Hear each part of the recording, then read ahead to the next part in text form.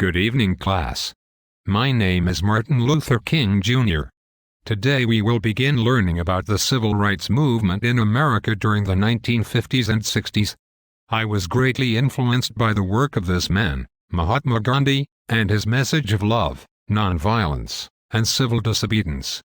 Gandhi, can you define what civil disobedience is for the class? Sure thing, Dr. King. Civil disobedience is the refusal to obey a law or follow a policy believed to be unjust. Those who participate in civil disobedience usually base their actions on moral right, and protest non-violently to bring wider attention to the injustice. I, personally, never liked the English term passive resistance, because I do not believe my actions were passive. I utilized the term and developed the notion of satyagraha, which means firmness for the truth. Gandhi, how did you utilize civil disobedience to spark change? I returned to India to gather support against British rule and the caste system. I preached individual non-compliance and non-violent resistance. Over time, millions of Indians began to support my cause. I arranged large protests against the British. The most influential event was the Dandi Salt March. Can you tell the class a little about that historic march? I'd be happy to, Dr. King. The British monopoly on the salt tax dictated that sale or production of salt by anyone but the British government was an illegal offense. Salt is a necessity of everyday life, and the tax impacted all of India. On March 12, 1930, I led a group of 79 satyagrahis on a march for the coastal village of Dandi, 240 miles away.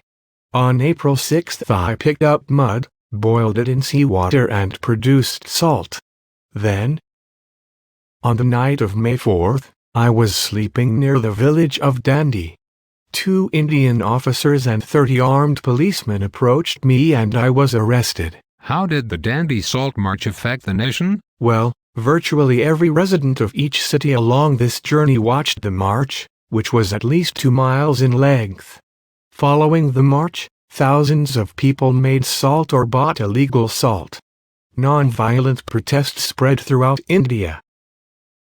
Dr. King, I must ask, how were you introduced to my philosophy of nonviolence? I was introduced to your work during a sermon by Mordecai Johnson, president of Howard University, who had just returned from a trip in India.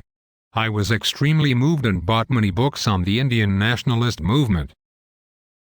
I was fascinated by your work and success in transforming the philosophy of nonviolence into a political tool against British colonial rule.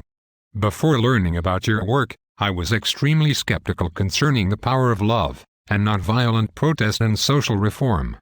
The more I read about you, the more I realized that love can be a powerful instrument for social and collective transformation.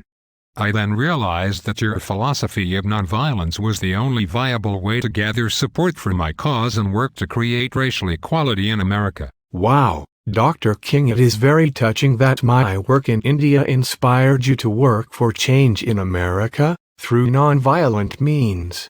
Weren't you also arrested for protesting? Yes. During the 1950s and 60s, I led many peaceful marches, sit-ins, and boycotts. I, like you, was arrested and jailed several times. The peaceful demonstrations I participated in began to sway public opinion. Eventually, new civil rights legislation started to be passed. In 1963, when I was arrested for demonstrating without a permit, I wrote my famous letter from Birmingham jail. This letter outlined the nonviolent resistance that was generally adopted by the civil rights movement. I would like to learn more about the letter and the history behind this event. Let's analyze your letter with the class. Sounds like a great plan. Thanks for your help, Mr. Gandhi.